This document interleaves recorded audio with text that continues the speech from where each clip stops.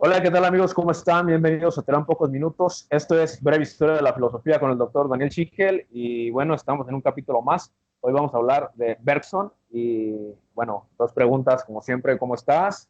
Y para iniciar con Bergson, mm, ¿por qué hay un retorno a Descartes y por qué se le llama el espiritualismo francés a esta filosofía? Adelante. Bien, bien, gracias. Sí, como vimos en el capítulo pasado, Comte y Marx se enmarcan dentro de una concepción cientificista, ¿no? O sea, hay como una especie de triunfo del conocimiento científico, del conocimiento positivo. Pero como suele pasar en la historia de la filosofía, hay idas y vueltas, ¿no? Ya vimos Ujú, que, por ejemplo, Kant ujú, establece una filosofía basada en el conocimiento científico, con el triunfo de la física de Newton. Después viene el romanticismo como una especie de oposición, ¿no? Siempre ujú. cada filosofía piensa en contra de las anteriores. Y después tenemos el positivismo en contra del romanticismo. Tenemos a Marx ahí tratando de invertir a Hegel y, como dice él, tratando de ponerlo con los pies sobre la tierra, pero también en el marco de una concepción cientificista de la economía política. Pero después, hacia fines del siglo XIX y principios del siglo XX, hay de vuelta una nueva inversión, ¿no? Hay como un retorno a lo espiritual, ¿no? Por eso esa concepción que se llama espiritualismo, que se va a desarrollar sobre todo en Francia. Eso también tiene que ver con cierto nacionalismo, ¿no? Hay que tener en cuenta que hacia fines del siglo XIX Alemania invade Francia, lo hace Bismarck, llega hasta las puertas de París, bueno, después retrocede, o sea, no tenía una intención imperialista, pero Francia queda muy golpeada y cuando esos fenómenos pasan, hay como un Cierto, intento por recuperar el pensamiento nacional, ¿no? De alguna cierto, manera. cierto, cierto. Entonces, a partir de ese momento ya tenemos una diferenciación muy grande entre tres corrientes muy distintas, ¿no? De lo que sería el mundo anglosajón, que piensa en términos positivistas, cientificistas, Ujú, lo que sería el mundo alemán, por ejemplo, que tiene, en cierto modo, un retorno a cierta concepción más espiritualista o por el lado, por ejemplo, de la fenomenología de Husserl o del ujú, neocantismo, ujú, que no es lo mismo que el cantismo original. En el caso ujú. de Francia, hay como decir, bueno, vamos a revitalizar a nuestro gran pensador que fue Descartes, Descartes. que ha sido un poco olvidado, ¿no? Entonces, Ujú. vuelve de alguna manera el dualismo de Descartes, ¿no? La contraposición entre la res cogitans y la res extensa, ¿no? Entre el mundo Sí, del sí. pensamiento y el mundo de la extensión, el mundo de lo que estudia la física, ¿no? Ujú. Claro que ya es un contexto nuevo, ¿no? Estamos en el contexto de el desarrollo científico-técnico de esa época. Incluso Bergson escribe cuando está surgiendo la teoría de la relatividad, y está consolidada la química y está consolidada la teoría atómica. Sí. Y incluso en gran medida el pensamiento de Bergson, que es como Ujú, la culminación de este movimiento espiritualista francés, que ujú, recupera Descartes y recupera esto de la interioridad subjetiva, ¿no? Esta contraposición entre la mente y el cuerpo, entre lo interior y lo exterior, se da también en polémica con el pensamiento de Einstein. sí, Quizá mencionemos un poco eso después. claro. Pero Persson lo que plantea básicamente es que para él la filosofía es básicamente psicología, otra vez, ¿no? Como en Descartes. O sea, la filosofía tiene que ocuparse de lo espiritual, tiene que ocuparse de la dimensión de lo mental, ¿no? Sí, sí, sí. Que para él tiene más que ver con el fondo de la realidad. O sea, de vuelta esta contraposición entre fenómeno y nómeno, ¿no? La Ujú, física se ocuparía del fenómeno, de la superficie, de la ujú. apariencia de las cosas, pero en el fondo todo es espíritu. Eso es lo que va a plantear Bergson. Pero ese espíritu, esa cosa en sí espiritual, la va a encontrar ante todo en su propia interioridad, ¿no? Por eso él empieza escribiendo su primera obra importante que se llama Materia y Memoria, donde lo que hace es plantear de nuevo la cuestión de qué relación hay entre la mente y el cuerpo, ¿no?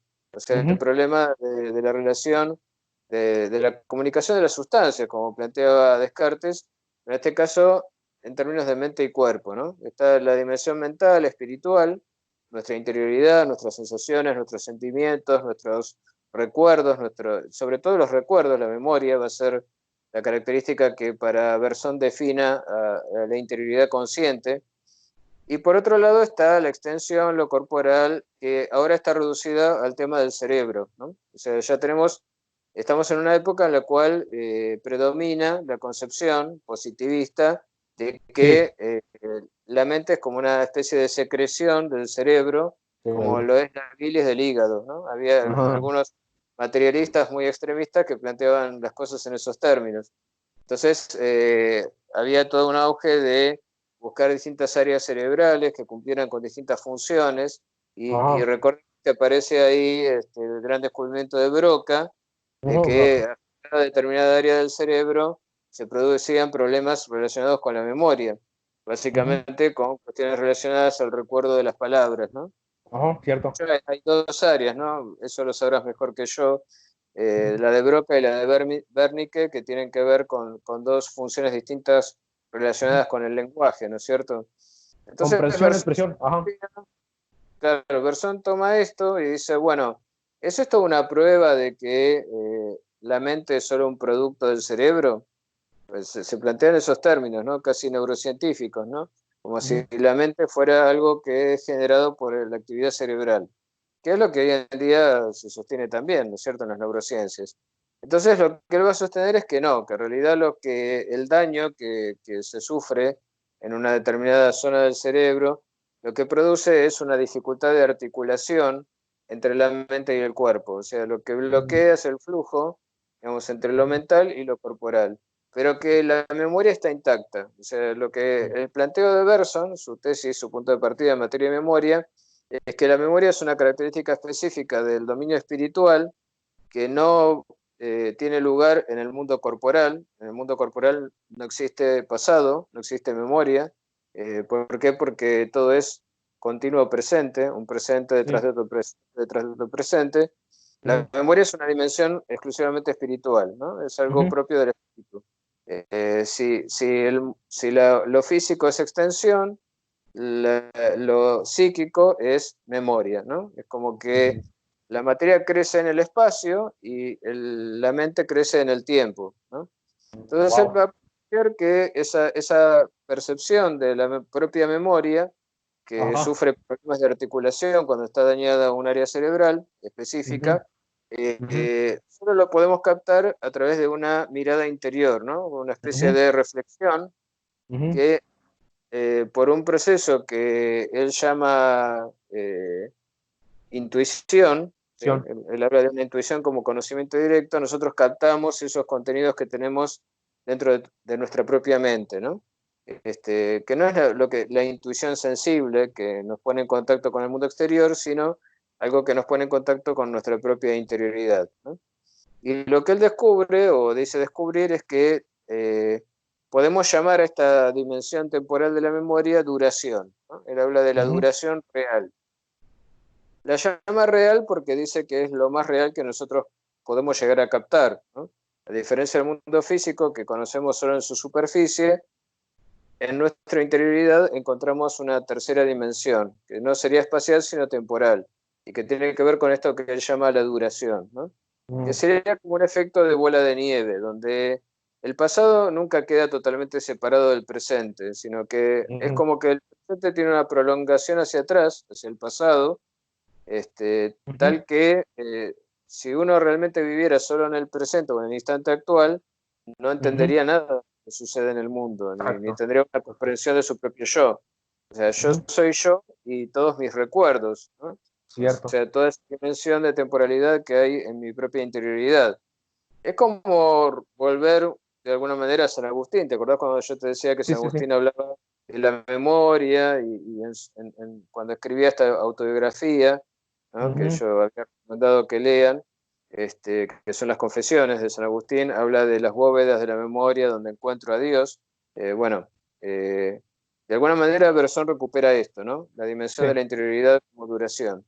Entonces él sí, dice que ahí no podemos establecer una separación entre el presente y el pasado, sino que se dan juntos, ¿no? Es como que todo lo que yo viví va formando una unidad con lo que estoy viviendo en este momento.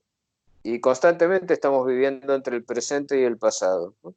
Eso es lo que plantea en materia de memoria. Y después en otros escritos va a seguir, digamos, con este desarrollo, y lo que él va a decir es que cuando la física habla de la temporalidad, no se refiere a la verdadera temporalidad, sino que se refiere a una temporalidad espacializada, ¿no? Ujú. Porque la física lo que hace es tomar los acontecimientos y ponerlos en una línea, la línea del Ujú. tiempo, ¿no? O Exacto. sea, las tres dimensiones del espacio le suma una cuarta dimensión, que sería la dimensión del tiempo.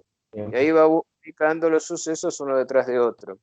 Pero él dice que esta concepción del tiempo que tiene la física atomiza el tiempo, lo divide en instantes desconectados entre sí, que solo se conectan a partir de leyes de causa y efecto, que están supuestas como explicaciones, pero que plantea como que cada instante queda encerrado sobre sí mismo, mientras que en Ok. nuestro interior eso no sucede, sino que nuestro presente está conectado con un halo de experiencias recién pasadas, y aparte eso le sirve también para proyectar posibilidades a futuro. Y eso es algo que Excelente. sucede solo a nivel de la mente y no a nivel del cuerpo ni del mundo físico, ¿no? Ese Excelente. sería básicamente su planteo. Yo creo que es implícito, pero igual, para que quede un poco más claro, ¿a qué se refiere con de la epistemología a la ontología? Eh, De la ¿Bergson? epistemología a la ontología, ajá, que dice intuición de la duración contra el entendimiento del espacio. Por eso, digo, ya lo has mencionado, pero igual para que quede más claro. Bueno, justamente por esto de que si llamamos epistemología al estudio del conocimiento, ¿no? Ajá, Entonces, lo que sería, por ejemplo, en el caso de Kant, la concepción del conocimiento científico se sí, basa exclusivamente en el estudio de los fenómenos exteriores, o sí, sí, sea, sí, eso que ubicamos en el espacio, ¿no? sí, Y sí, sí, que conectamos a partir de leyes de causa y efecto. sí. Mientras que ahí habría una limitación que justamente nos impide el acceso a ese mundo interior de lo que los filósofos analíticos van a llamar los qualia, que serían nuestras Ajá, sensaciones, las cualidades secundarias. ¿Te acuerdas cuando hablamos de sí, sí, Descartes y sí, las cualidades secundarias que son subjetivas, como colores, sabores, texturas, ajá, ajá, nociones de calor y frío? Bueno, todo ajá, eso que la ciencia había borrado, Person dice que la filosofía lo tiene que rescatar porque también son cosas evidentes. O sea, son cosas que están ahí, son parte de nuestra realidad, de la manera como vivimos en el mundo, en la vida cotidiana, y si aceptamos, como dice la ciencia, que esas cosas no están en el mundo exterior, tienen que estar en otro lado, y ese otro lado es el mundo de nuestra interioridad. ¿Sí? Entonces, el sujeto también tiene que tener alguna disciplina que se participación. ocupe de, y que lo haga siguiendo un método, ¿no? Un método determinado. Ahora dice, Excelente. nuestro lenguaje, por ejemplo, está acostumbrado a, o nos sirve para hablar de los fenómenos externos, ¿no? Ajá, De la mesa, la silla, los pizarrones, bueno, las cosas que nos ajá, rodean. Entonces ajá, es muy difícil modificarlo para que pueda referirse a esos estados internos, a los exacto. estados del espíritu. Entonces, lo que él hace es usar metáforas, usa muchas metáforas para referirse a cómo funciona el espíritu. Por eso Sí, hace el ejemplo de la bola de nieve, ¿no? Que va creciendo cada vez más para hablar de esto de la memoria, ¿no? Como algo que va sumando y no es que va dejando cosas de lado, sino que va agregando cada vez más cosas. Entonces, lo que él plantea es que la filosofía debe ir cercando su objeto, utilizando muchas palabras, ¿no? De hecho, él logró el premio Nobel de Literatura porque su prosa era de tal riqueza que llamaba la cierto. atención, ¿no? Literariamente. Bueno, algunos le acusaría de ser demasiado poeta porque usaba esas metáforas, pero su intencionalidad era epistemológica porque era cercar ese objeto de estudio que él consideraba que a la ciencia se les había escapado, ¿no? De cómo hacerlo, sino es a través de comparaciones y metáforas. Claro. Por eso, esta necesidad, digamos, de pasar de una epistemología donde dividimos dos métodos, el método de la Científico. ciencia, que es el método Ajá, experimental, y este otro método para acceder a los estados de la conciencia, los que sería cuales. esto que él llama la intuición, pero que es Ajá, una intuición que tiene que tener un entrenamiento, porque no estamos acostumbrados a que la mirada que dirigimos hacia el exterior se vuelque hacia nuestra propia interioridad, ¿no? poco como dijimos en alguna clase sobre Husserl, ¿no? Que planteaba que había que, como para tomar conciencia de sí mismo, dar vuelta la perspectiva habitual, que es la del hombre cotidiano que está sumergido en el mundo de la vida, y hay como que retomar esos contenidos mentales, la intencionalidad de la conciencia, como algo que también está presente, ¿no? Cada vez que uno hace algo, está haciendo algo físicamente, también lo está haciendo psíquicamente, ¿no? Y tiene Claro, conciencia de eso que está haciendo. por supuesto. Entonces, recuperar esa conciencia implica un método, y ese método es lo que él llama la intuición. Excelente. Se menciona también bueno, que él era una persona muy preparada en ciencias. De hecho, tuvo una polémica con el mismo Einstein. ¿Cómo fue este malentendido? Sí, es verdad. Se puede considerar que es un malentendido, porque como te decía antes, el planteo de Einstein, ¿cuál es? Bueno, la teoría de la relatividad, ¿no es cierto? Sí, sí, sí. Él toma la relatividad del espacio y del tiempo, ¿no? Lo único que es Ujú, absoluto es la velocidad de la luz. Bueno, no vamos a ujú. entrar en esos detalles, pero el carácter absoluto de la velocidad de la luz hace que él tenga que suponer que cuando uno mide, digamos, desde una determinada posición, ¿no?, del observador, Ujú. eh, con cronómetros y con reglas, mide el espacio y el tiempo, lo mide en otro objeto que se mueve en relación con nosotros, a velocidades cercanas a la de la luz. Es necesario suponer que en ese objeto se produce una dilatación del tiempo y una contracción del espacio. Sí, Entrar en detalle para explicar esto es muy difícil, digamos. sí, sí, Aparte sí, es sí, una no, cuestión no, no entiendo. y otra cosa. Y La física. todavía ni a mí me queda claro tampoco qué es lo que Einstein quiso decir, pero lo que sí queda claro es que él plantea que el espacio y el tiempo forman una continuidad que se llama espacio-tiempo y Ujú. hace que el tiempo sea una dimensión más del espacio, ¿no? Sí. O sea, espacializa el tiempo, que es lo que Bergson decía que no había que hacer, porque pero es lo que hace la física, digamos. La física, Sí, para poder sí. manejar el tiempo, lo que hace es plantearlo como una dimensión más del espacio. Eh, y bueno, eso no explicaría cosas como la irreversibilidad del tiempo, o sea, porque el tiempo marcha siempre en una sola dirección, en un solo Sí, sentido. hacia adelante.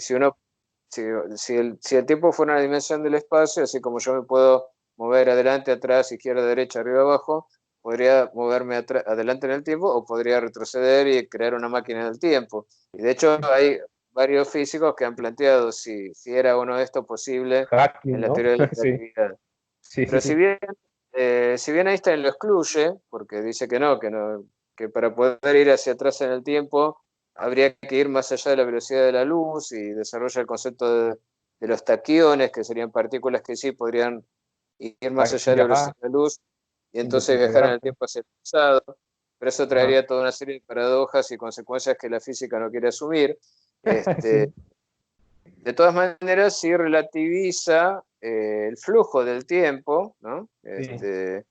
Según cuál sea el lugar desde el cual lo medimos, ¿no? O sea, no es lo Ajá. mismo cómo va a medir el tiempo alguien que esté subido a un tren que viaja a la velocidad de la luz que alguien que está en la plataforma de la que salió el tren y toma la misma medida. O sea, lo que Exacto. va a medir es que el tiempo dentro del móvil se enlentece, porque si no, no podría conservarse esa medida absoluta que es la medida de la velocidad de la luz. Y aparte, las dimensiones espaciales tendrían que achicarse. Sí. Agrega otro dato, que es que el mismo presente, o sea, el ahora, lo que llamamos el presente o el ahora, también es Sí. relativo, según la forma en que se mida.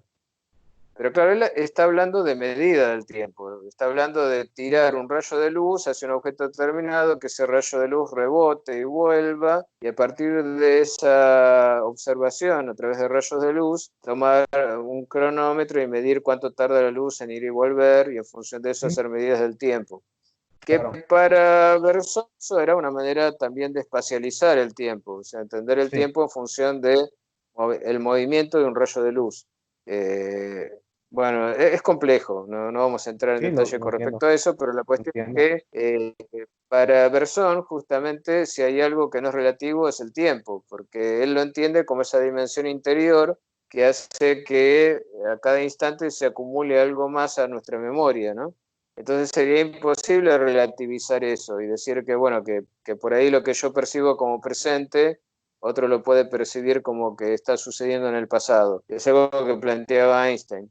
Entonces él hace una serie de intercambios de cartas con Einstein donde se pelean con respecto a ese tema.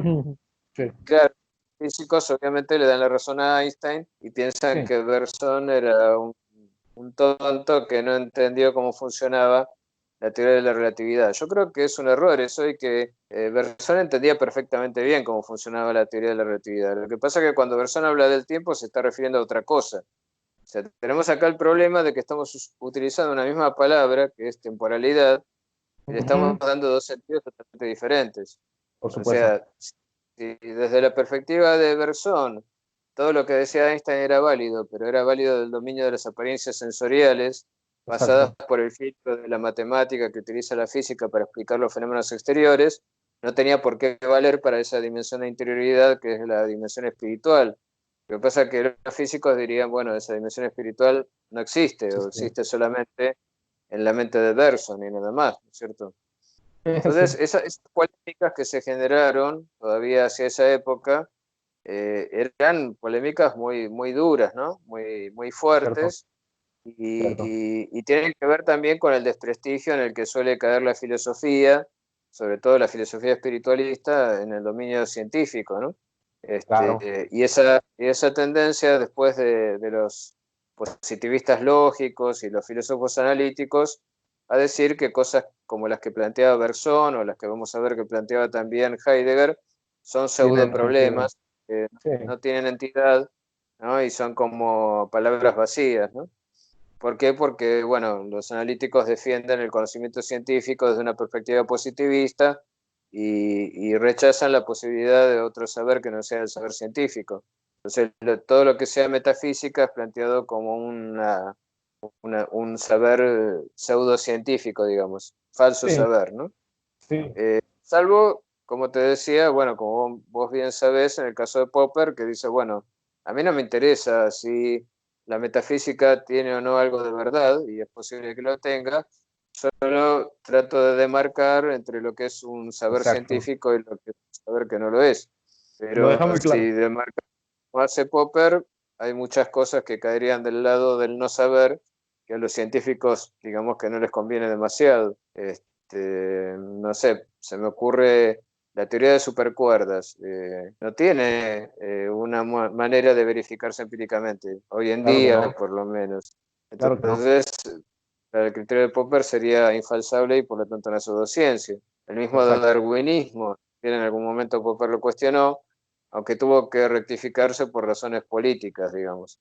No podía cuestionar la figura de Darwin, que había sido el que introdujo la biología en el ámbito de la ciencia, dejando de lado los presupuestos religiosos, ¿no? Exacto.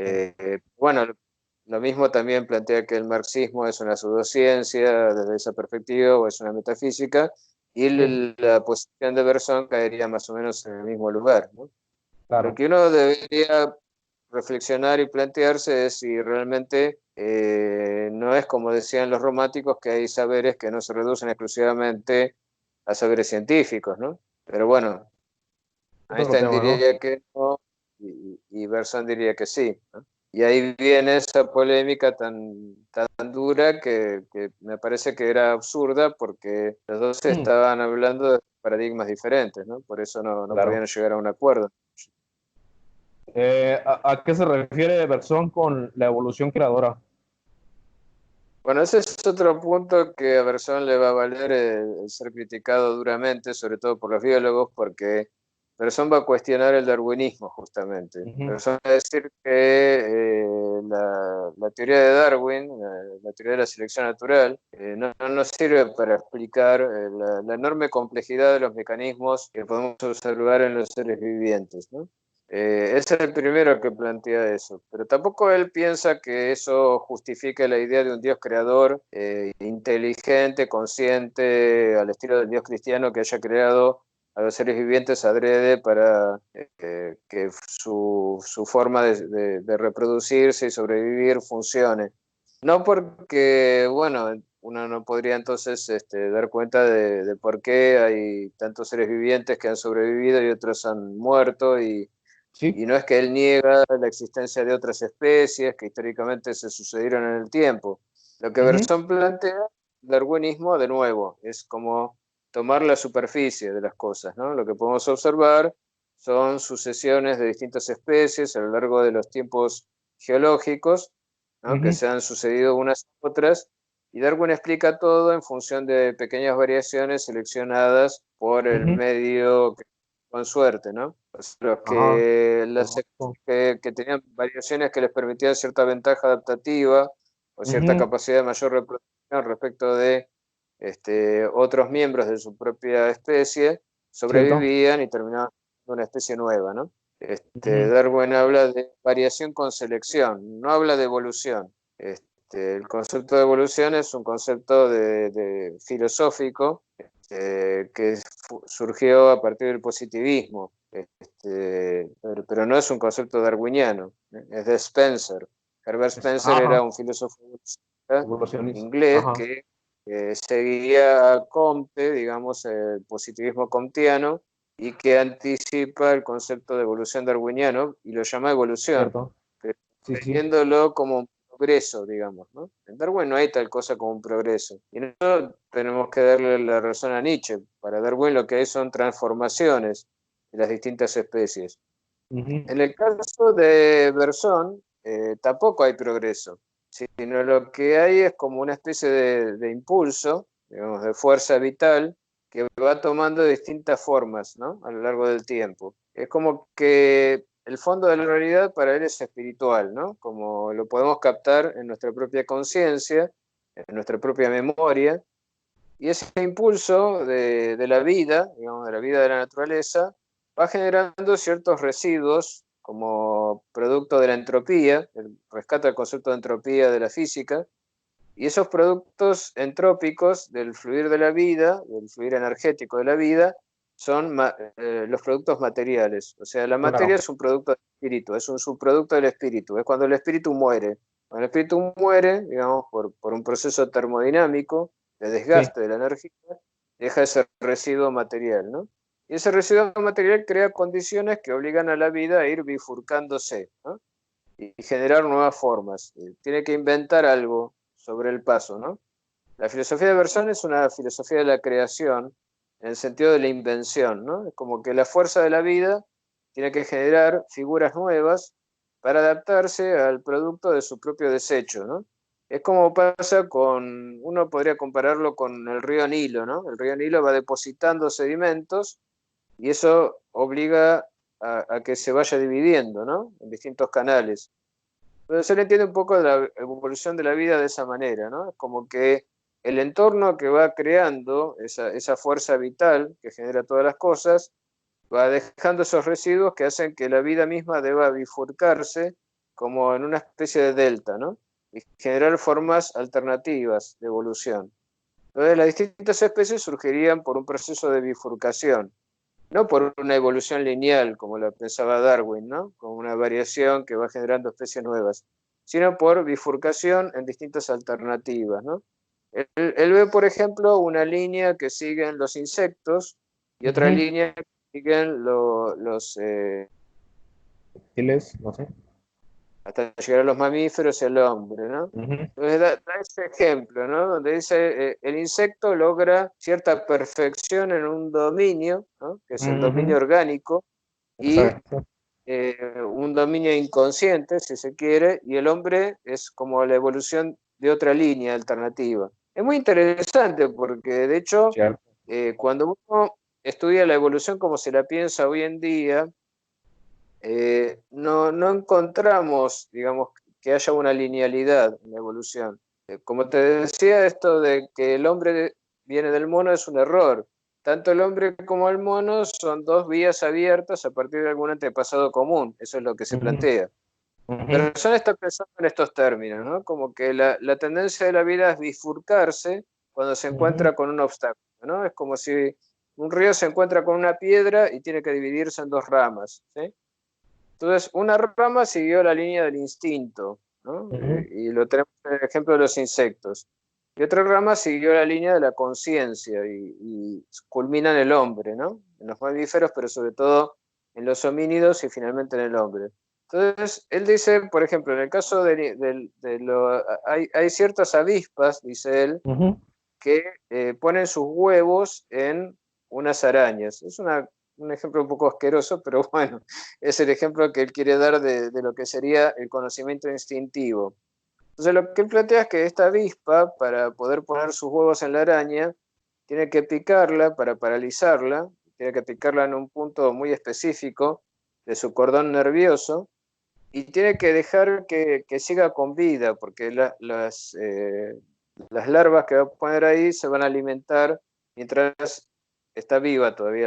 Algo terrible, ¿no? Horrible. Wow, Mejor wow. mejor Sí, no sí, sí. ser araña picada por una avispa de esas. Pero lo que a él le interesa es esto de cómo, digamos, por ejemplo, la picadura que hace la avispa, ¿no? Esta trompa que tiene para picar en un punto específico, implica algún tipo de saber, un saber Cierto. acerca del interior de la araña. O sea, ¿cómo sabe la avispa que tiene que picar ahí para dejarla paralizada y sin matarla?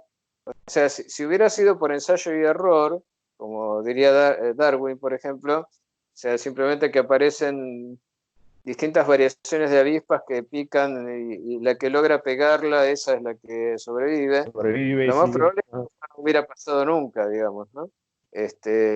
Porque qué probabilidad hay de que se desarrolle una mutación de una avispa que tenga la capacidad para pegarla justo en el punto en que tiene que picar a la araña para no matarla y que siga con vida, pero que esté paralizada y poner ahí los huevos para que crezcan sus larvas. Es infinitamente pequeña esa probabilidad. Entonces, lo que Cierto. dice es que lo que tenemos que pensar es que hay alguna manera en la que la avispa sabe anatomía de la araña, Exacto. siendo de una especie distinta. ¿Y Claro. cómo lo sabe? Bueno, nosotros lo desconocemos, no sabemos cuál es el mecanismo, pero sin duda hay un Cierto.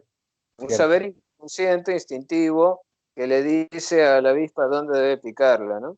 Y que es, aparte, no un saber de la superficie, del color, forma, tamaño, sino del interior, o sea, del funcionamiento orgánico de la araña.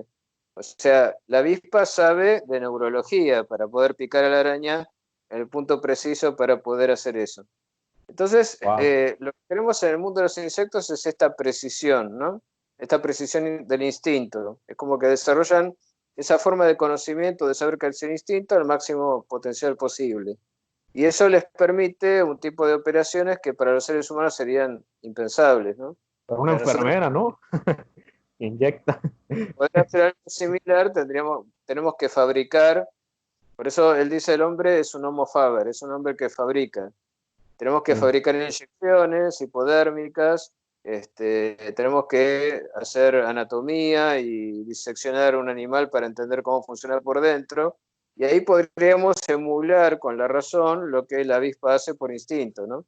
Entonces, cada uno tiene su forma de saber diferente. Él entiende, Bersón entiende que el saber de la avispa se parece mucho a lo que él llama la intuición, ¿no? O sea, cierto conocimiento directo de algo en el otro que va más allá de lo que superficialmente podemos percibir, ¿no? Hay como una conexión de fondo entre todas las especies vivientes que les permite hacer este tipo de manipulaciones, ¿no? No es una concepción de un Dios bueno al estilo cristiano, porque obviamente lo que hace la avispa es algo horrible, ¿no? Pobre araña, Cierto. lo que Por la araña. debe sufrir cuando pone ahí sus huevecillos, ¿no? Pero bueno, es un mecanismo de supervivencia. Por eso él tampoco pretende una visión monista donde la vida fuera una unidad, ¿no? Como Gaia, digamos. No, es una multiplicidad, es como un simploqué, ¿no? Porque se va Exacto. dividiendo en distintas formas que luchan unas contra las otras y cada una aprovecha su propio saber instintivo para lograr su supervivencia y su reproducción, ¿no? O sea, todo esto no tiene nada que ver con la moral. No, no, Digamos, no. el fondo vital de la realidad es inmoral. Se parece un poco a la voluntad de vivir de la que hablaba Schopenhauer, ¿no?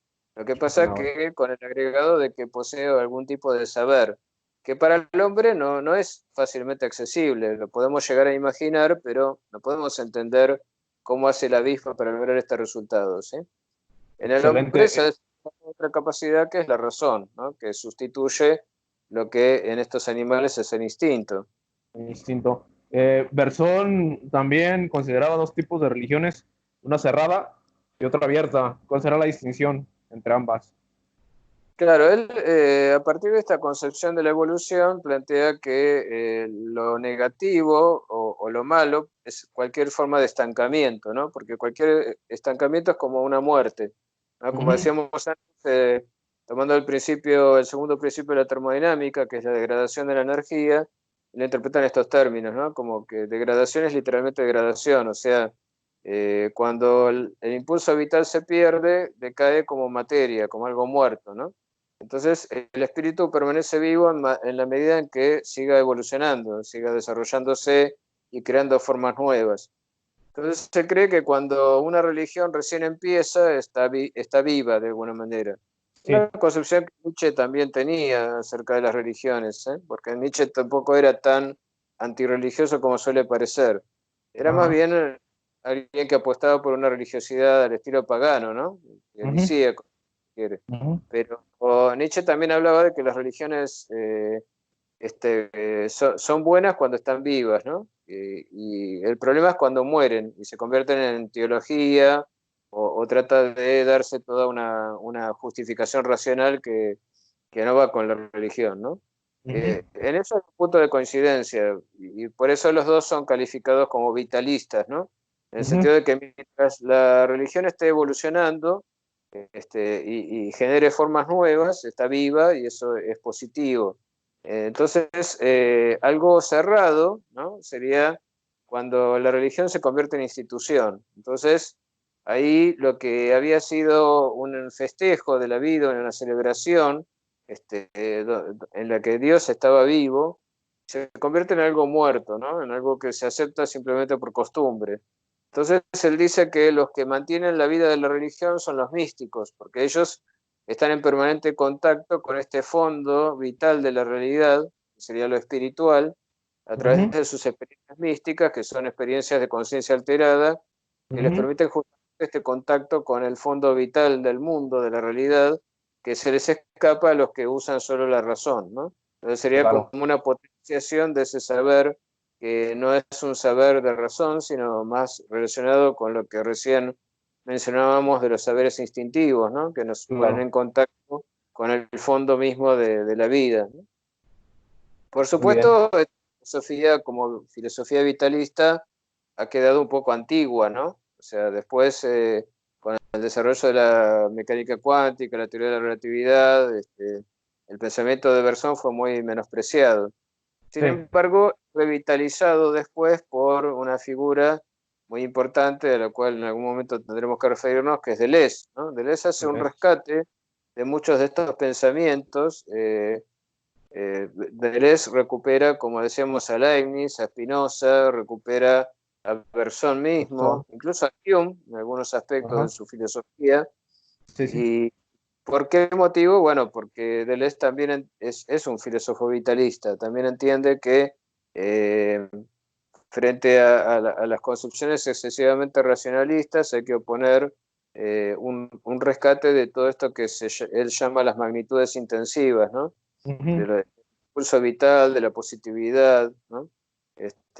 Frente a lo que tiene que ver con la razón, que para él es algo más bien muerto, ¿no? Que no tiene vitalidad. Eh, Eh, Así que por esa línea tenemos hay una herencia, digamos, del pensamiento de Bersón, pero solo en Deleuze, ¿eh? El resto de la ok. gente lo ha olvidado prácticamente. Muy bien, Daniel, pues yo creo que esa clase también ha sido bastante amplia, contundente, crítica también, aportas demasiado. Yo en lo personal me voy sorprendido con Bergson, la verdad. Y nos vemos en la siguiente clase, ¿te parece? Hasta luego. Nos vemos. Hasta luego.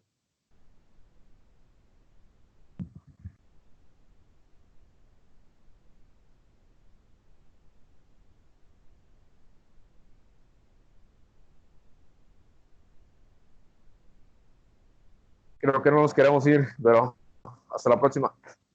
Está.